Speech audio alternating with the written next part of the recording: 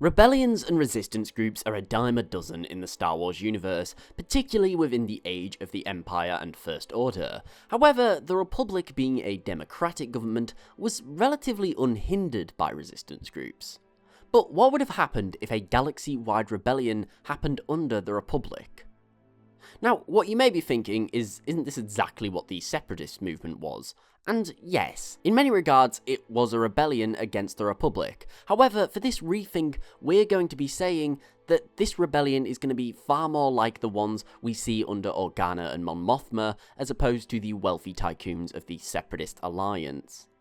As well as this, we're going to be basing this theory towards the end of the Clone Wars. At this stage, the Republic is winning against the CIS, and it has its massive clone army to bolster its defences.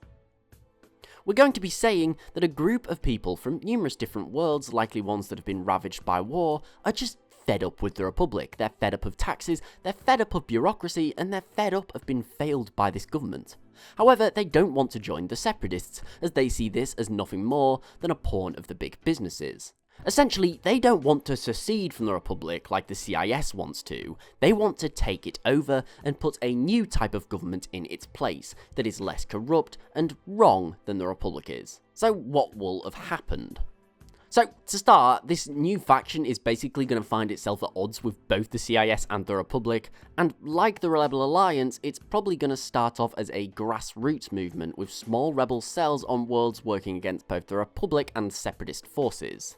Now, for the Separatists, this isn't really going to be a problem. They'll just go ahead and butcher those responsible. But for the Republic, there's going to be some new ethical considerations to raise. The Republic was mostly fighting against droids, who on most of the worlds that they were involved in were seen as invaders. So for this reason, they normally had the backing of most of the world's residents, and they were more or less just welcomed as liberators on these planets. So they need to decide how they're going to respond to these insurgencies, and for this theory, we're going to say that they don't respond particularly well. The Senate will probably just blanket these rebel cells and list them under being nothing more than separatist sympathizers and therefore traitors, and the Republic military will therefore be responsible for shutting them down.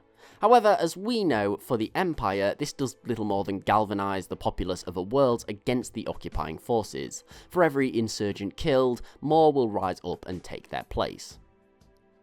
We also need to remember that the Republic is limited for manpower. With the war still raging, they're going to still be involved in a lot of fronts, particularly around the Outer Rim. For this reason, clones won't be responsible for putting down these insurgencies in a lot of the population centres. It'll be left down to local police forces, who are not only poorly trained, but also probably quite ill-disciplined in relation to the clones, which will likely mean that these insurgent groups will probably have a lot more victories, and these Republic forces will have a lot more missteps.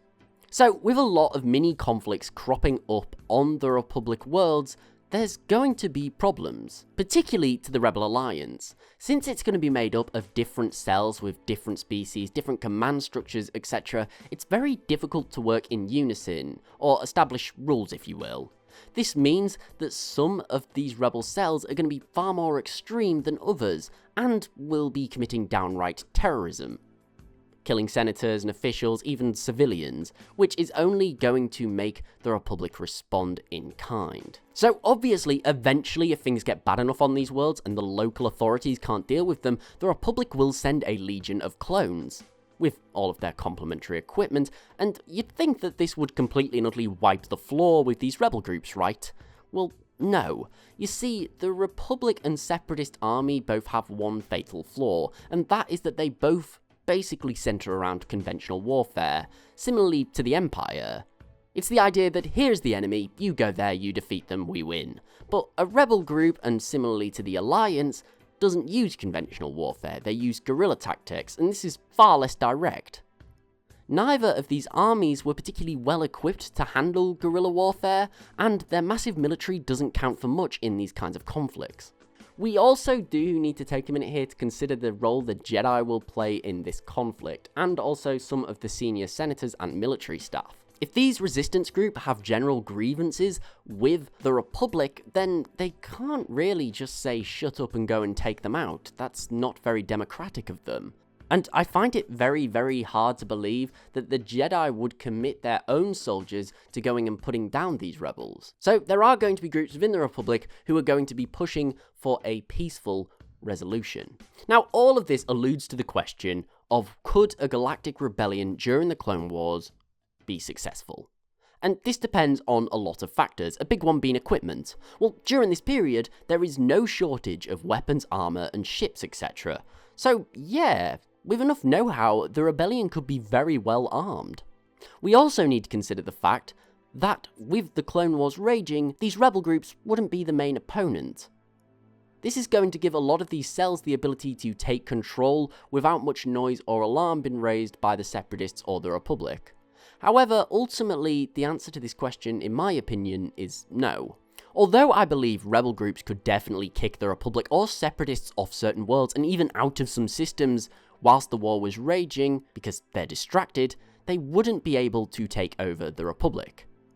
You see, taking over the Republic, you can't do just via guerrilla warfare. You need fleets, you need armies, you need direct warfare, and it involves taking, for example, worlds like Coruscant. And as I said, this involves fighting a direct war against the clone army, which is an elite fighting force, and there's very, very few forces seen in the galaxy that could beat them. Not only this, but unlike the Empire, the Republic wasn't really fractured by internal conflicts and schemes and power plays. They had Palpatine as the Chancellor.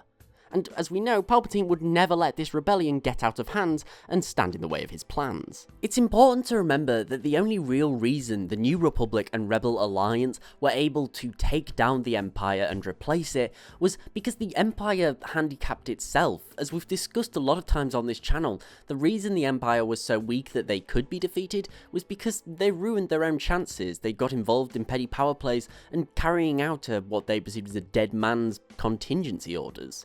So at the end of the day, the Republic would probably just not be similar to this. As well as this, the New Republic and Rebel Alliance had a lot more people who had a lot more grievances with the Empire. So once the chance of the Empire being defeated was an option, a lot more people signed up to go and join the rebels. And at the end of the day, although the Republic wasn't overtly popular, although a lot of people didn't like it and complained about it, there was nowhere near the same amount of people who would be willing to take up arms and potentially even die to get rid of the Republic. So ultimately, yes, they could succeed at least for a while, until the war was ended. However, by the time this happens, the Republic would simply return, come back and collect the territory that they thought these rebels were illegally occupying. So, in my opinion, the chances of a Rebel Alliance-like revolution taking down the Galactic Republic is pretty low. But that's just my opinion. What do you guys think? Could this work? And how could a rebellion potentially take down the Galactic Republic and defeat their very powerful clone army? Let me know in the comments below. Thank you for watching. I really do hope that you enjoyed this rethink. I had a lot of fun making it. If you did, please remember to like, share, and sub, as it is really appreciated and it helps the channel grow. But also, please do remember to follow me on Twitter at TheLoreGuy and tick the bell to make sure you get updated when new content comes out. But most importantly, thank you so much for watching. I really do hope that you enjoyed this video, and I'll see you next time.